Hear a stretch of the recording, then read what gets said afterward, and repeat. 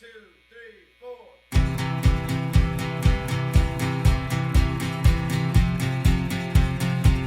careful, and it happens in the dressing room. Like that's where the beginning of modesty is, because if you don't have modest things in your closet, you can't be modest. I don't want to wear a two-piece bathing suit because it's like going outside with my underwear on. Why I wouldn't go outside in my underwear, so why would I go outside in a string bikini? I like that. Look, you may not realize it, but fashions that are common among prostitutes 10 years later become mainline. Thank you. They are the ones who set the standard. You know, how are you supposed to have a pure mind if you're saying the complete opposite thing by the way you dress? I really wish the girls understood that. Yeah, I don't think that when the females, they dress immodestly, they don't realize what it causes men to do.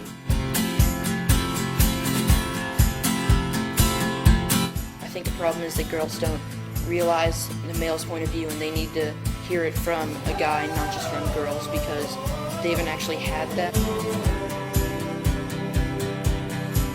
It's because they're so polluted, their minds have been so polluted, that all they think about and all they want right now is a girl who's dressed immodestly.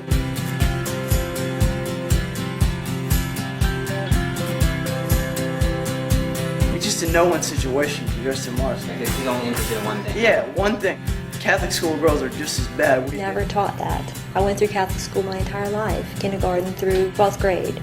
I never heard exactly what the teachings were on modesty. I'm confused about that. It really doesn't make any sense.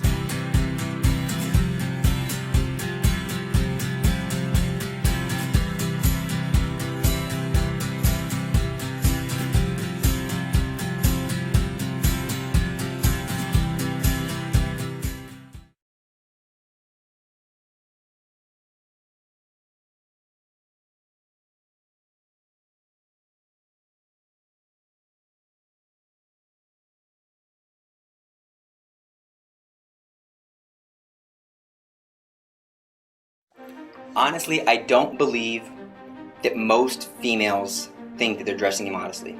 I would say that most women think that they're dressing modestly. It might not affect them, themselves, but it affects other people, like men, because there's sins of thought, and they don't realize that because they haven't had the male's point of view in seeing someone dressed immodestly. When the females, they dress immodestly, they don't realize what it causes men to do. They think that we human beings are like water faucets. Now you just turn it off, turn it on. No, we're far more complicated than that. Men are visual, and our eyes will follow lines and will fill in parts of a picture that aren't there. If you have a picture of, a person's face, but it's missing an eyeball or it's missing a mouth, we'll be able to draw that in for you. And our minds automatically kind of fill in the blanks. So when you're wearing short shorts or tight shorts, we're following the lines of your legs, and although you think, well, why do they look at my rear end? My rear end's covered. But we see so much, and then we see so much here that we're filling in the blanks with our minds, not even meaning to. We're not out looking for it. Our eyes are just directed there. The same thing when a woman wears a low-cut top, he's following the lines of her cleavage to this unknown space that's covered up, and then with his mind, automatically, he's not even trying, the mind just automatically tries to fill in the blanks. What goes here? What belongs here? What would be here? And how much more in tight clothing, what people don't realize is that they might think, well, I'm wearing nice pants, they're nice, yeah, they're a little tight, they're stretch pants, but for a guy, you might as well, the way a guy sees it, is that she might as well not even be wearing pants. That's just what her rear end and her legs would look like if they were painted black. Girls don't understand how much, because they don't really understand how a guy is and works and feels and experiences things as much, because totally different from a girl. But guys are very visual, sensory, and girls very sentimental kind of stuff. But I don't think they realize completely how their influence is so much more powerful than most girls understand. They've never been taught the way the man thinks. And anytime the issue's been brought up, then women will just make an excuse and say things like, It's his problem. He must be a pervert. He must be looking for sex. He must be... But it's not true.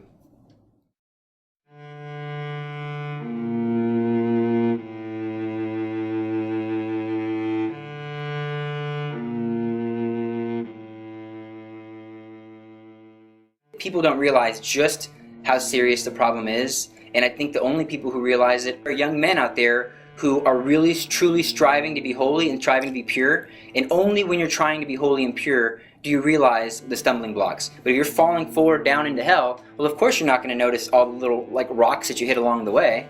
Well, it's only when you're trying to walk up the hill are you going to notice all the obstacles. Any male is, and he's supposed to be physically attracted to a woman.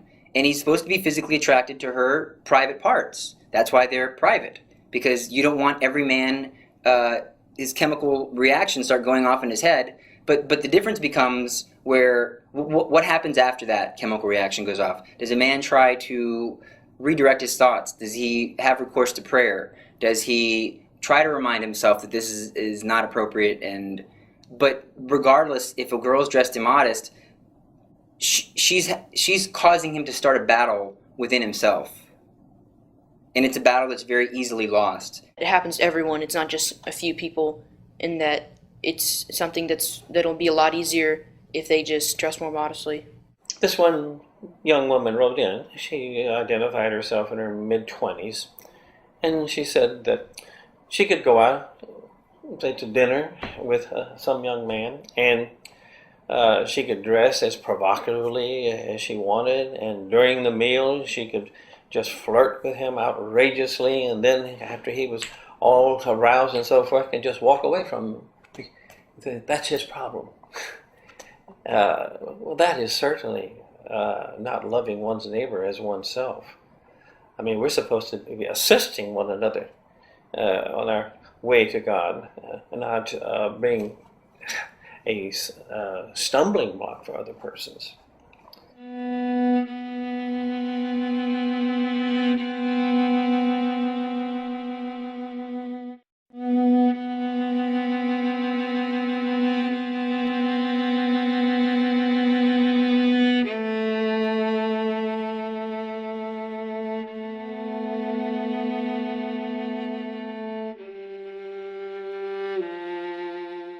There's no appreciation, I believe, of the responsibilities we have to one another. Oh, it's so easy to rationalize yourself out of wearing something modest.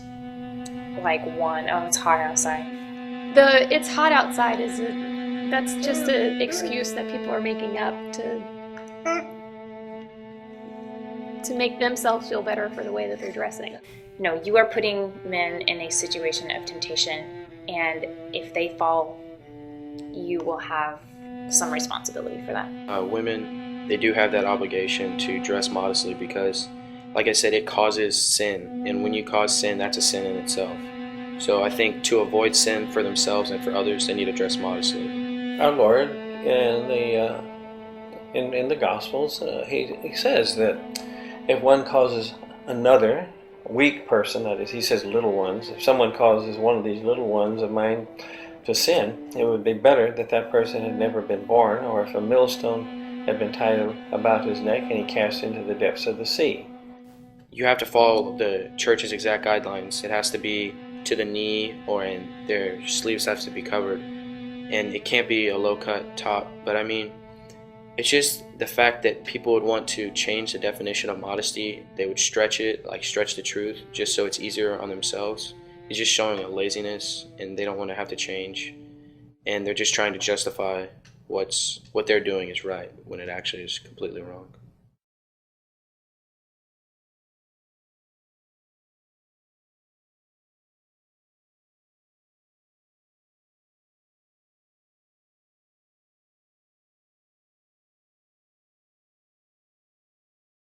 During the pontificate of Pope Pius XI,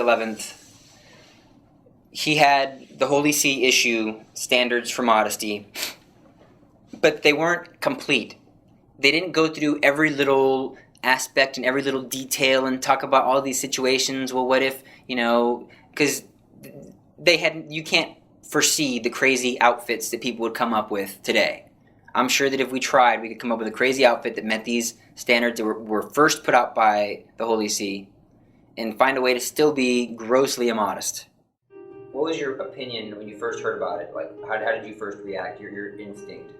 Well, my instinct was like, no, I don't want to listen to this. You know, because like society today is so, you know, it's so immodest. And when you grow up like that, like, and even if you're like, because my parents taught me modesty and, you know, but it's just like, you know, even going to Catholic school and just everything, like the mall, the movies, it's, no one cares about modesty and that's not important. So, I mean, when you grow up with that, it's like, well, no, I don't want to listen to that, like, because that's not how I grew up. Well, I know right away when, like, I heard the church's teachings, all I was asking was why. For some of the things that I didn't completely understand, like the bottoms reaching to your knees and even quarter-length shirts, even though I never really wore tank tops or spaghetti straps or anything, but I just wanted to know why. Because that's just the thing that gets me. I mean, everyone wants to know the reason behind it. You know, girls are told, don't do this, don't do that. But, you know, don't all the time, but we're never told why. You know, why shouldn't we dress this way? Don't just tell us, well, don't wear, you know, short shorts or don't wear, you know, tight pants. Why? You know, why can't we? And that's what a lot of the times that's what is missing from talks to girls is, well, this is the reasons why you shouldn't be doing the things that you're doing. People want to know why they need to, well, why do I need to believe that? You know, and if it's true, it should be able to be defended. So if immodesty is wrong and if certain uniforms are inappropriate, it should be able to be defended with why. There are going to be men who are looking to sin. There are going to be men who want, you know, inappropriate things from you, who are going to be pushing, who are going to be harassing you. They're going to come no matter what, the way you dress, no matter what. They're just some bad men out there. And those men have their own problems to deal with. You don't have to do anything to help those guys out. They want evil, they're seeking it. But these minimum standards are going to help you not scandalize, not lead another person to sin, who's your average Joe, who's really striving to be holy. People like me, people like my students, people like the church-going men, the good fathers who are taking their families to church. It's going to help them stay out of grave sin. And then even more so, it's going to help the adolescents who are having hormonal changes in their life. It's going to help those young students, those elementary school students who are learning how to form their morals and get their background. So this is what these standards are going to do. They're not our enemy. They are a help. So often we see the church as an enemy giving us these burdens and rules, but in reality, they're only saying it because it's true and it's for our own good.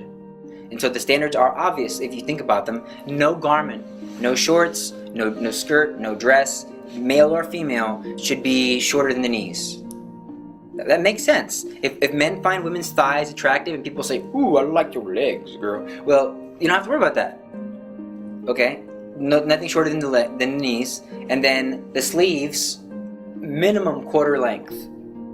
And this minimum is not the ideal. This is just the minimum. And then the neck, it was originally voiced as 2 fingers breadths beneath the pit of the throat, but due to market conditions and due to the way people use language, it translates essentially to about 2 inches beneath the pit of the throat, which is actually a good bit. Like, you don't even see the pit of my throat in the shirt that I'm wearing. So, and that's it. Those are the standards put out originally. Obviously, we could always add to those if this is their intention to keep people from sin, and that'd be what? No tight-fitting clothing, no clothing that it might be 2 fingers breadths here, but it's so loose that when you lean over it, everybody can see down your shirt. No see-through clothing, no clothing that is meant to look like the color of your skin tone, or any transparent materials that are going to make men's curiosity be unnecessary, because clothing primarily is supposed to be to cover. So when we say marry like modesty and marry like clothing, that doesn't mean you have to dress like a first century Palestinian woman. You can dress with the same standards of modesty, but according to today's contemporary fashions within reason. You are in tune to the life of grace and understand God's presence in your life, you don't have a reason to be modest. Like, you would have no motivation. Okay, I can only go off of my own experience of how I came to have my own self-worth. And I would say that I picked it up because of my prayer life, because I immersed myself in the writings of the saints and how they viewed themselves as precious in God's eyes. And because I immersed myself in that, I began to pick up that way of thinking, that how loved I am, how forgiven I am. I would have never been prepared for marriage, for dating, for anything, if I had not first developed a relationship with my first love, which is Christ. I guess contemplation played its role in the fact that I would visit the Blessed Sacrament. I would place myself there. And when you see yourself in that light, you will never settle for anything less than absolute respect from someone. And so when I met my husband, the way he treated me was with the reverence that I felt Christ treating me when I was in his presence. And so if it would not have been that way, it's like, no, I would have never married him. I would have never even considered having a relationship with him. Persons who are immodest in their dress, etc., they're not very conscious of the fact that they are destined for marriage. People go to bars and clubs all the time looking for somebody to marry them, but you wouldn't go to a furniture store looking for a barbecue sandwich. So why would you go to a bar looking for a husband? And so the guys that are looking at you when you're dressed like that aren't the guys that are going to treat you right. The next time they see a girl that's dressed like that, they're going to just follow that girl. I think you should think about your vocation. And if you're looking at the married life and, you're looking for a future spouse, would you want your husband to just marry you because of your body? Because when you get older, it gets wrinkly and saggy and gross, and they're not going to want you anymore. They're going to go for the younger girls, and you're going to be left alone. But it's really important that you cover that part up, because my theology teacher, he says no one likes an unwrapped present. And that's like the beauty of marriage, is that when you get married, you get to unwrap your present. And it's beautiful because it's been wrapped and it's been saved that whole time. When two people come to marriage pretty innocently, and then there is marriage, there is a big explosion that takes place, and there's a bonding that occurs. And I will say that it was years and years and years before my modesty attracted the attention that I was waiting for, but it was worth the wait. It was worth the wait because I have an amazing relationship with my husband that I wouldn't trade for anything. And I'm glad that when I hear girls tell all these stories about, oh, this guy, that, and oh, I dated him and it was horrible, I'm glad that I missed all that. Hating guys and this and that. All guys are jerks. Because I have to say, not all guys are jerks. And, if you're modest, you will get to experience that. Is living modesty difficult?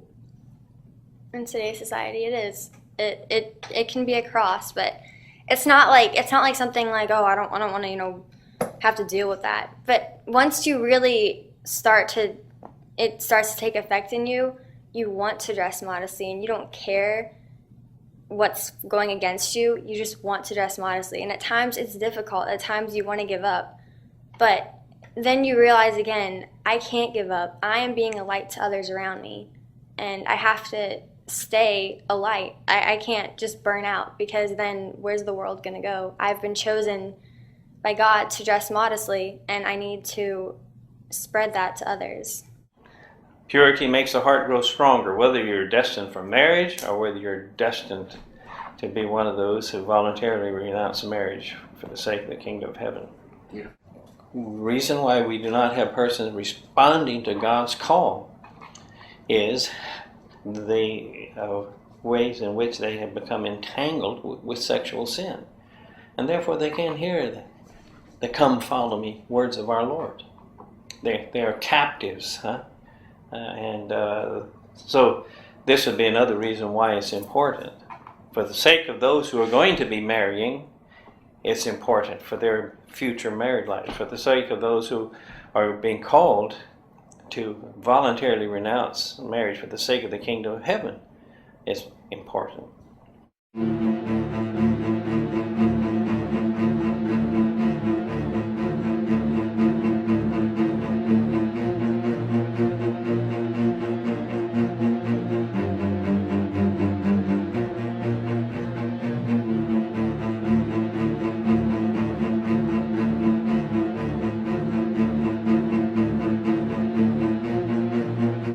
That the immodesty, the daily immodesty, would lead to the like immodesty on the internet, or? Oh, absolutely. If you're daily lusting about the people that you can't get, that you just see on the street, you're going to be like, well, why not take it a step further, and why not see everything? If people post themselves like in swimsuits, or girls do post themselves in swimsuits on the internet, I think that what they're doing is they might be trying to impress people, or they just might not know what they're doing is wrong because no one's told them the truth and they haven't heard it yet, so they don't know what they're doing. Would you say that like their bikini pictures is like the poor man's swimsuit illustrated issue, or like the Victoria's Secret for the guy who likes the girls next door? Yeah. It's the everyday Joes, or it's the high school person's tangible porn. Because you look at this SI models or whatever, and you're like, well, that's just a hopeless cause. I'm never gonna meet her or get with her. But then you see one of your friends and you're like, is that what she's like? Well, maybe if and then I can get that. Yeah. Things completely change. It used to be that we were concerned about protecting adolescents from pornography. Now the adolescents are producing it. That's what 15-year-old girls are doing when they send photographs of themselves out like that. They know that they're posting their picture on the internet and that people are looking at it, because why else would they post it? And people will say things like, ooh, yo, sexy, and things like that, right? The girls will say that. But what those teenage girls don't realize is that they're definitely causing, that's definitely a grave situation. That's definitely a grave evil. That there's no way that you're not going to stir up lust in a young man who's using the computer, not looking for it, but knowing the nature of the privacy of a computer, and there are the pictures, and there's many of them, and you can just flip through any ones you want. Well, he's already, by looking and not turning away immediately, he's already going to be, walking down the wrong path. So why do you put it up there? Why do you think they put it up there? So that people will say, yo, sexy. For the attention. But and they do it for the attention, but I don't think they realize that it's causing grave sin. If you know this now, if you know that you're causing men to lust, and especially by putting more than one picture, which is making it like look more. So a girl puts one picture up, the guy has to turn his eyes. If you know a guy has to turn his eyes, don't put the picture up. If you put more than one picture up, not only does the guy have to turn his eyes, you're inviting him to look more. If this is a situation and you don't take it down, don't go to communion, because you're committing a grave sin. And when you die, and there is a God, we can know this from our human reason, and He is a just God, we know this from our human reason, and you've not repented of it, it's going to be 2 photos, 3 photos that is going to keep you in hell for eternity. So what do? You repent. Oh Lord, I didn't know. You delete it.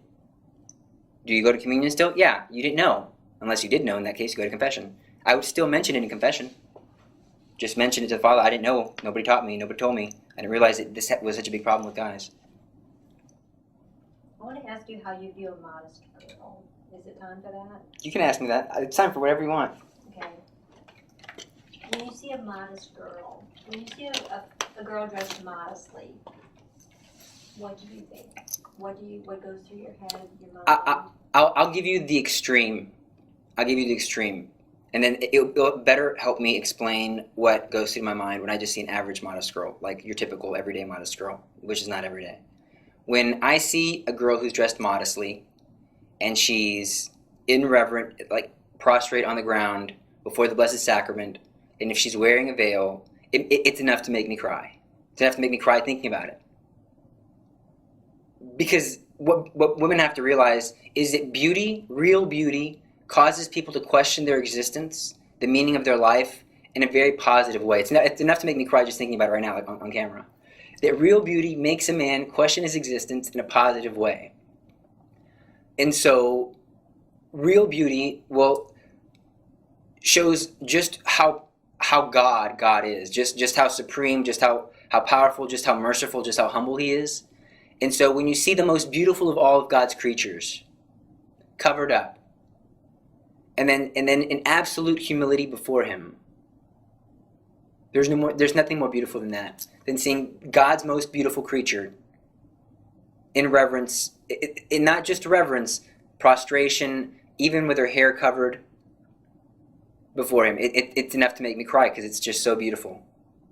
And so when I see a person outside of that circumstance who's dressed modestly, and especially knowing that the world is against her, I think automatically, one, this girl's beautiful, even if I didn't even have time to think about the fact that the world's against her. That this person's beautiful.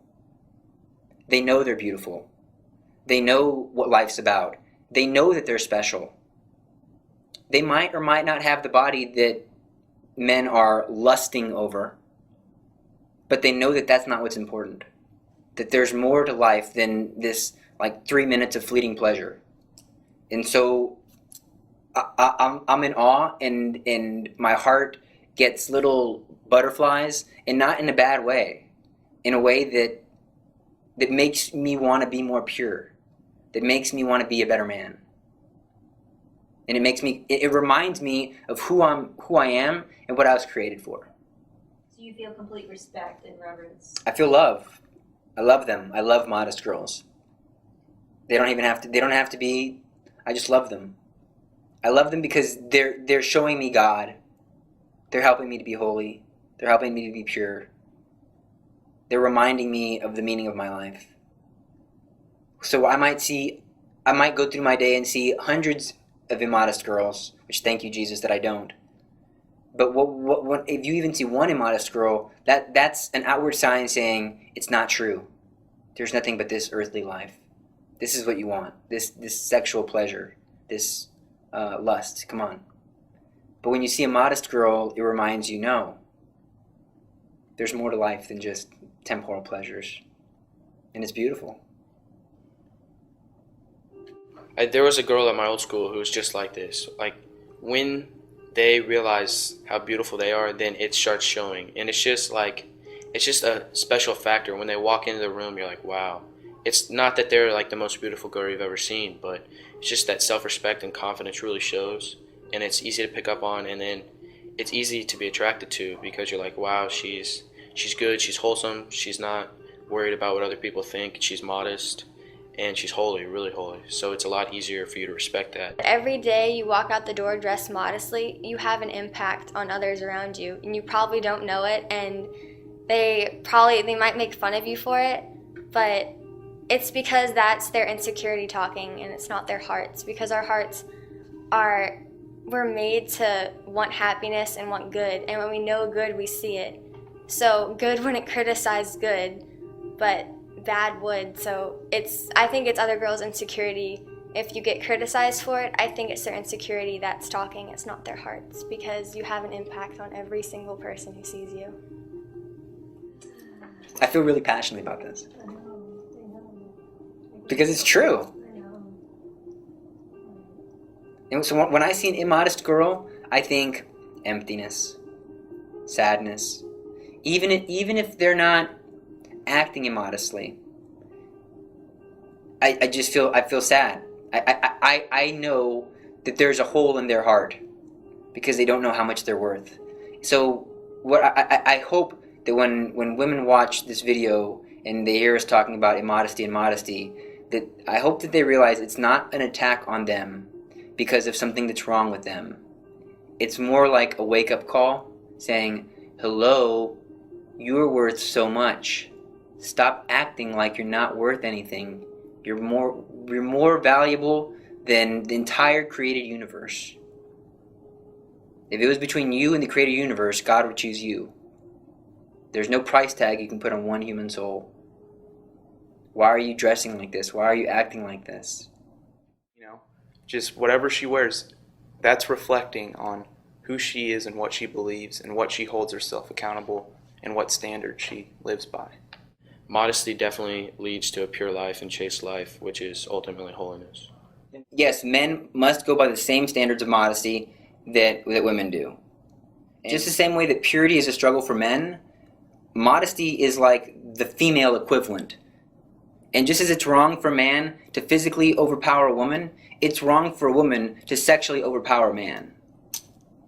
And so there are issues that are different for each sex, and we need to keep that into consideration. Adam had what? His difficulty was in saying no and resisting the temptation that Eve was offering, and Eve was the one who's offering. So women are having this difficulty with offering these forbidden passions that are only reserved for the sacrament of matrimony. Just the simple fact of putting on modest clothes can really change someone's spiritual life. The most tempting time of modesty plays a role is during Mass, because that's like the most powerful Catholic service, because Christ is completely present in the Eucharist. And I don't want to have any struggles. I want to sing all the songs with everything I have and focus on the Eucharist. Sometimes, like when there's people dressed immodestly in front of me, I just can't. It's kind of hard to take your eyes off them. And instead of focusing on Jesus and the Eucharist, you focus on them. And then there it becomes lustful thoughts, and then that can lead to other things. Every Mass on Sunday, I'm much more in tune now to women who are dressed immodestly, and my eyes will, and I'm a woman, my eyes go right to those women who are dressed immodestly.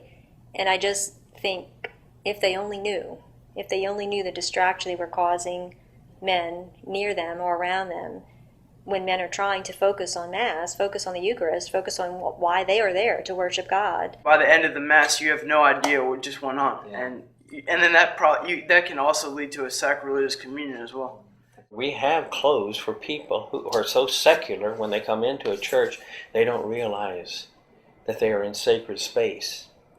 Like Americans, they like to try to go into St. Peter's in Rome, not properly dressed. And they are informed, you cannot come in. You are not properly dressed. And I've heard that they have paper skirts that are sold that the females can put on. Well, we have wraparound skirts that we give to people who come in who aren't properly dressed for church. And we have shirts also that we give to the men who don't have proper shirts on.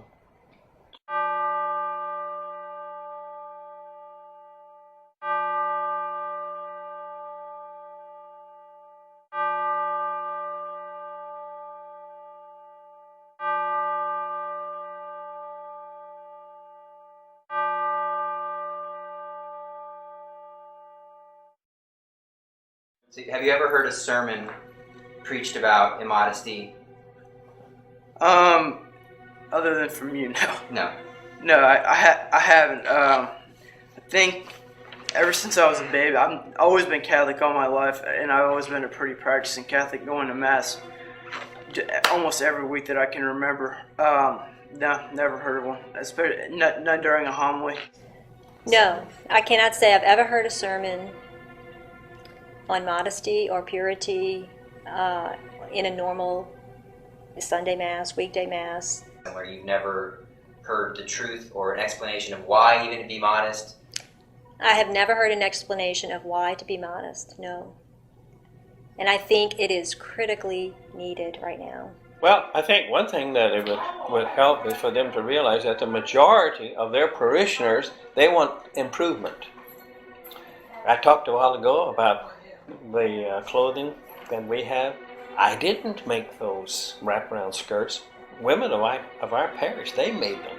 They said, we've got to do something. We've got to do something. And they're the ones who came with the idea to me. And of course, I was very, very pleased. And also they made the sign that we have there at the entrance of our church about what is proper dress and what is improper dress. So there is a large number of valuable parishioners who want a change for the better. I stopped having evening weddings here shortly after I became pastor because of the way the females dress at evening weddings. They dress very provocatively and outrageously compared to weddings that are earlier in the day. Because they represent the church, and nuns represent the church, deacons represent the church. So a lot of times when people have a conception or thought about the church, they think of the closest person they know to the church. So if a priest is teaching subjective morality where you can, times change, people change, styles change, well, God doesn't change, I've always been conscious of something that Pius XII lamented starting in the 1950s. He was lamenting the loss of the sense of sin. So like we said a while ago, if modesty is sort of the guard of chastity, if people have lost any sense of sin as regards sexual sin, well then modesty, of course, is going to be of no worth. It has to infiltrate from the top down, and the kids are not getting it, and so many of them are lost. 7th grade, I already can tell that it's a problem because people, like some of my friends even, they do dress immodest, but I think they haven't heard the straightforward truth, and so they don't know what they're doing. I can't tell you the number of people I've spoken to recently whose children have graduated from Catholic schools, Catholic high schools, who were very involved in sexual activity during their days at the Catholic schools. Drugs, taking drugs while they were at the schools, drinking alcohol. Many of them now are in treatment for drugs, alcohol. I can imagine how many are sexually promiscuous today because they did not get it from the authority, from those who were responsible for their souls, for guiding them. And it is falling upon them. It's falling on their shoulders. Falling on their shoulders, and they have the responsibility. These children are entrusted to their care, and they have the responsibility, as difficult as it may be. I think they fear a loss of funding, they fear a loss of support, financial support. I think they think they're going to get a lot of flack, which they will, they might, but what matters is the protection of the souls of these young people that are entrusted to their care.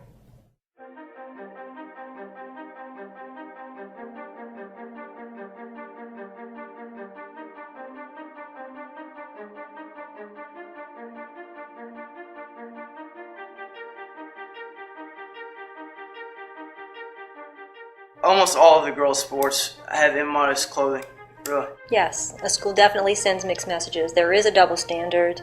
It needs to be across the board. It needs to be across the board.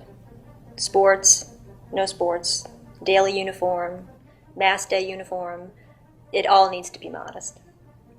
There is no reason why a sports uniform is immodest. There's no reason for it. Volleyball, the shorts, you can see part of their butt cheeks. That is so unnecessary. It is so unnecessary. You can play sports. You can play volleyball with basketball type shorts. You don't need a few inches of spandex, really. There's no, with football, you have all the pads on and you're still, running in basketball, baggy clothes, and you're still playing a sport, so it's unnecessary. For instance, if a guy went to watch a volleyball game, I guarantee you almost every guy would not go to see girls play volleyball, but instead just stare at them lustfully.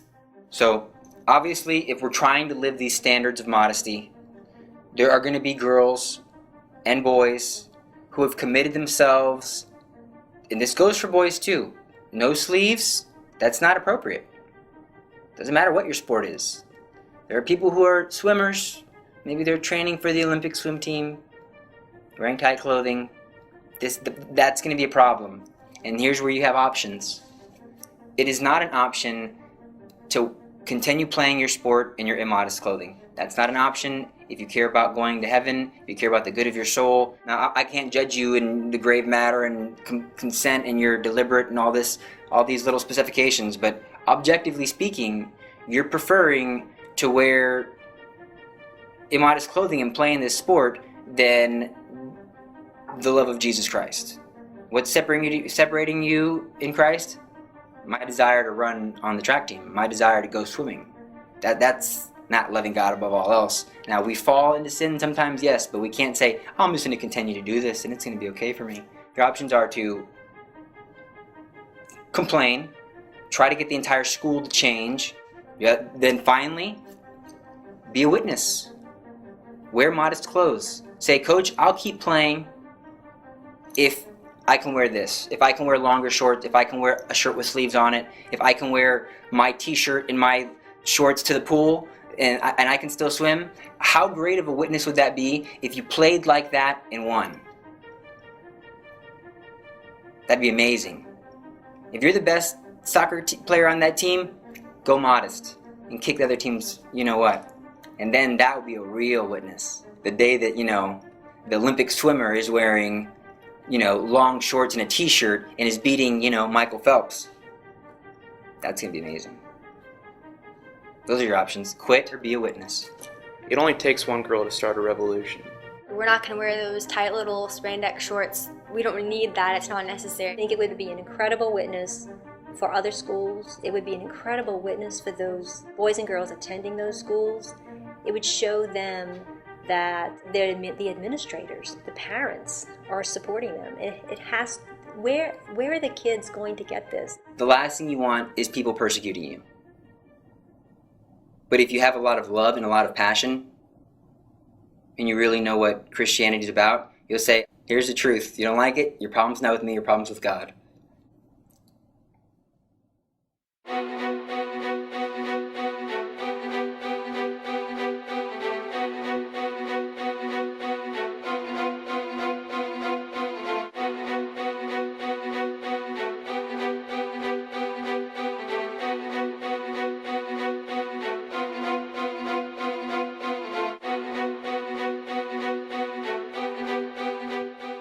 I'm so convinced that a mother, it has to come from her mother. The mother sets the standard in the home according to about dress. She has to see her mother dressing modestly. If the girl does not see her mother dressing modestly, she won't dress modestly. If it's not important to mom, it won't be important to the daughter. If you're a mother and your daughter's trying to be modest, and she's having difficulty because she does not own the clothes because you don't have enough money, don't go to dinner. Don't go buy a new car. Don't go rent a movie.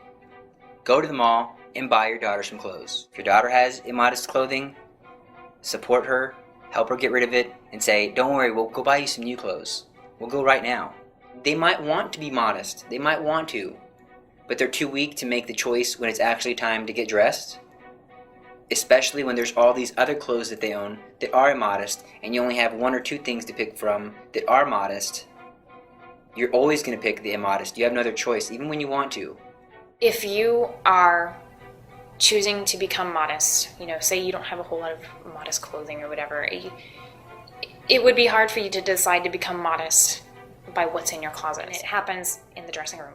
Like that's where the beginning of modesty is, because if you don't have modest things in your closet, you can't be modest. They need to do this, or else they're never going to change. They'll just have this guilt feeling every time they see me. They'll have this guilt feeling every time they go to church. Every time some guy looks at them cross-eyed, they're going to have this guilt feeling. They don't need it. If they'll go to their closet, get rid of all of the immodest clothing, if for some reason they can't afford to go buy new clothing right now, well, they need to look at their clothing that they have and take a weekend or an evening, look at the clothing they have, and pair things together that they can layer up to be modest until they can afford modest clothing. And in the meantime, get that immodest clothing that they can't layer up and throw it in the trash. Don't even give it away, because you're just going to be spreading it. Don't even sell it. You'll get more treasure in heaven than what you can get on eBay. Test what you try on. Like, when I sit down, what is this going to do? Is it going to come up? Are there sleeves? Like, what does it do in the back? The parents need to set the standard in the house, because typically it's the mom and the dad that have the money to buy the clothes for the kids. So, and a lot of times the parents will say, okay, you can wear that, okay, you can't wear that. But why? Be more specific. Dress modestly in front of your children. Watch your language in front of your children. Set the example. Don't say one thing and do another. Sleep with modest clothing. Your children see you when you're relaxed at night, in the morning, early. Be modest. Dress modestly. Throughout, across the board. Don't dress one way at home and then choose to dress another way to go out, because your children see you, your girls see you, your daughters see you, your sons see you. You have to be an example for your kids. What parents have to realize is that when their kids are trying to live their Catholic faith, and maybe it's not convenient for them to take them to confession, maybe it's not convenient for them to take them to Mass, but they have to realize that if they really loved their kids, they would take them. Because I can assure you that a girl who goes to confession regularly and goes to daily Mass is going to be a lot more pure, a lot more holy, a lot more happy, a lot more fulfilled with her life, and it's not going to need these immodest boys who don't love her and just going to use her. She's not going to need that. She's not going to need attention. She's going to have attention from God, and she's going to realize who she is and how much she's worth. So take her. Don't let your own sin and your own life and your own pride and your own hard heart keep you from doing what's best for your child. That would be a terrible thing. If you did not have a prayer life or a relationship with God, do you think it would be possible to make the choice to live modesty with the difficulties that you're aware of? Well, if I didn't have a prayer life and I wasn't constantly in my relationship with God and Jesus, like especially in the Eucharist, I wouldn't have that grace enabling me and giving me the strength to fight this battle, because it's a daily battle. Because every day in this, anywhere you go, you see girls dressed immodestly. God, in your relationship with Him, He gives you that strength and that grace to keep persevering and to keep at it and to not give up and not let go.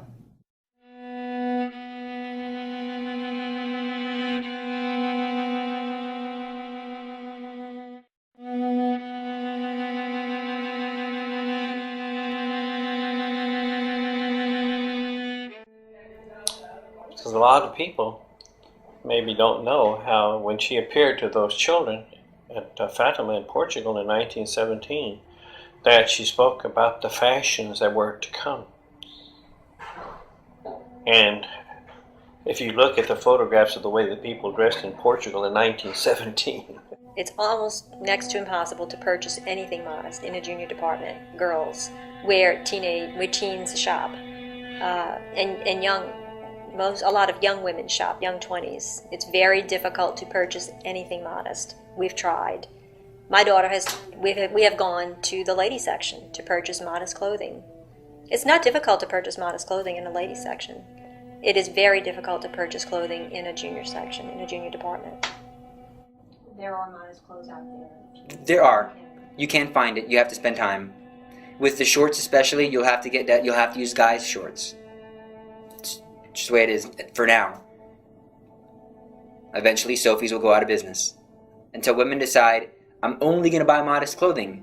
And when the stores are realizing that only these clothes are selling, then they'll start making more of those clothes.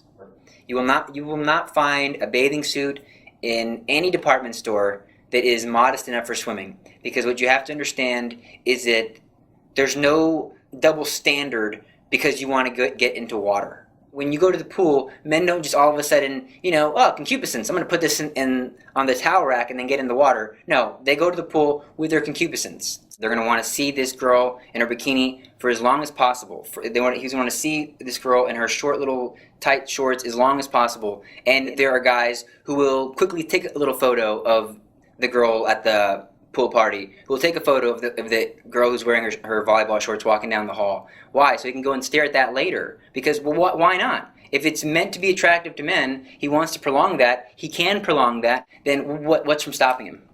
There's never a situation where you should be dressed immodestly. Never. Never, never, never, never, never, never. I know that's hard because this is one of those things that if you get upset, you have to remember you're only getting upset because you've been damaged in a way.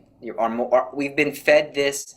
Our mothers took us to the pool. They have pools everywhere. We have pool parties. The schools have pools. The schools have swim teams. It's just so much a part of it's like a web that we're stuck in. You just have, and it's easy to get out. Just let it go. I guess a girl has to be prepared to feel left out at times and to just let it roll off your shoulders. If they change and they choose to dress modestly, they risk. They risk rejection. They risk losing friends. But they have to make that choice. They have to look themselves in the mirror and say, and really look at themselves at the way they're dressed and ask themselves, why am I dressed like this? Is this really who I want to be? Is this what I want to look like? What am I portraying myself as? I do get more respect from guys, even though it's not like once you start dressing modestly, you know, guys will just be like, oh, you know, you're really beautiful inside. And they're going to start treating you so much nicer, because they're not, honestly. They'll treat you with respect, but it's not going to be probably what a girl expects them to, because they're so polluted. Their minds have been so polluted that all they think about and all they want right now at like their age, their adolescence, is a girl who's dressed immodestly, because that's all they've seen. It is a big problem with modesty with the way that men talk, to especially to women. I've heard multiple things from girls and, you know, girlfriends of mine. Then they tell me, well, this guy said that he wanted to get with me in the, you know, the middle of the hallway, or, you know, just these nasty things that guys will say to women. Do you lead him on? How do you react when he says those things? Are you only complaining to your girlfriends, oh, he said that to me to get attention? Or do you eat it up in his presence and give him a reason to continue speaking to you that way? And I think a lot of girls don't have the backbone to cut a guy off and tell them how offended they are by what they're saying and ask them, don't you ever say that to me again? Because you have to be firm with them or they're going to walk all over you. So I think girls need to understand that it's okay to be firm and upfront with a guy. You know, you don't treat me like that. I am worth more than what words are coming out of your mouth. A girl dressing or a woman dressing immodest is going to get that from a man more than somebody dressing modestly. There wouldn't be that dirty, weird, nasty locker room talk, lunchroom talk, or whatever, because what would you be talking about? Because it's normally about, you know, this girl's easy, or did you see or what she was not wearing really, or, you know, and about at the dance how she was all, you know, all up on everybody. But if they were dressed modestly, then there would be such a more respect and a deeper, you know, well, maybe I could get to know her, or what's she really like. Everybody knew they wanted purity. Do you think the guys would be more likely to defend the girls in those situations, or? Yeah, I think so, because guys will defend the girl. They will protect them and they will follow them. So if the girl is holding herself to a high standard and she's dressing modestly and she wants purity in a relationship, that's what the guy's going to follow. When women wear immodest clothes, you feel like less obligated to treat them with respect. When they cover up and they're modest, that's when you're like, oh wow, she really respects herself. She has a great personality. I mean, you look much more beyond their body and you think the insides, and you see their heart and their personality, which is what matters. I guess very rarely come across guys who have treated me like they wanted my body, or like, oh, hey hottie, or just very little. I feel like they avoided me, probably because they were scared of my reaction. They could tell by the way I was dressed that they were in for a rejection, so they never even tried. That's good. Like, what advice would you give her to keep pushing her forward? They're being a child of God, and they're being like Mary, like the example she set, and that it might be hard to do it, but then they're stopping so many other people from sinning. What would you tell a girl who's dressing modestly but is trying to dress modestly but is struggling with it? Persevere. Persevere, pray. God will give you the grace. He will guide you. Blessed Mother will guide you. Don't give up. Don't give up. You persevere. What message would you want to give that you find the most important? Purity makes the heart grow stronger. I think that says it all. What advice would you give to guys who are trying to avoid the whole problems involved with immodesty? To guys, just be totally courageous and tell the girls flat out, but be respectful when you're telling them. Just say, Yeah, it's so much easier for me to respect you when you dress modestly. It keeps me out of sin, and then it's a lot easier relationship because it's not just about physical. And when they do feel modest, you're much more attractive, and you have that special glow. And just explaining that to girls and explaining how beautiful they are on the inside and how much God created them, it really could make a difference, and it just spread modesty very quickly. Why is modesty so important? Somebody says you're a modest person, you're talking about the very core of who you are. Dress, the way I speak, the way I act should reflect that I believe that I'm so important that God would find it necessary to die for me. So at the heart of modesty is my dignity as being made in the image and likeness of God, my dignity even more being that God became a man to die for me, and my responsibility to live like that. What advice would you give to a girl who's dressed immodestly, who's watching this with a hard heart because somebody's making them? I would tell them to really just, first of all, even though you may not want to, you may be doing this against your will, but just say a quick prayer. Say, Holy Spirit, soften my heart, open my eyes, and just keep saying that over and over again. Think about your vocation, either if you want to be a religious, like a nun or a sister, or in the married life, or single blessedness. Think about how immodesty is helping you get to either of those vocations. And think about the good that would come from immodesty. Just do it. Who cares? Who cares what others are going to think? Who cares if you're kicked out of your little group of friends? Who cares if, you're not popular anymore? Who cares? Because you'll be so much happier when you do it, and you won't care what other people think. You will grow more stable in who you are, and you'll have more respect for yourself, and you won't care what others think about you.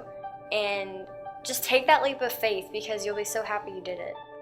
Glory be to the Father, and to the Son, and to the Holy Spirit, as it was in the beginning, as it is now, and ever shall be, world without end. Amen. Good.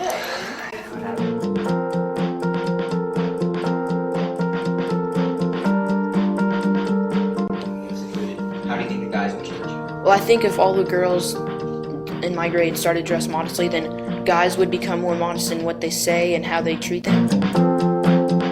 We were made for babies and I'm sorry. Like, you said babies, I want myself to be the only one. They'll bend down to show their parts. Oh yeah, this girl's hot. And she's like bending over. Yeah, she's bending over, lifting.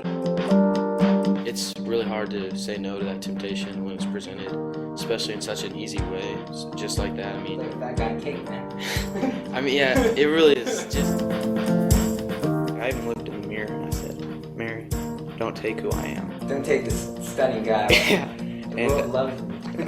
Love when I walk my giant cross, baby. Don't make me do this. Say ABCs. ABCs? Mm-hmm. You want me to say them? Yeah, say the ABCs. A, B, C, D, E, F, G. Why do you wear chocolate? Give the answer that you said one time. Go ahead. You might get it. Because I am beautiful. Someone beautiful. You should say like one of your own reasons. A, B, C, D, E, F, G. Ready? I think I should dress modestly because... What is one of the new forms of exercise for women? Yoga or... Where have you been? Pole dancing. Yeah, it's glamorous to be able to pole dance.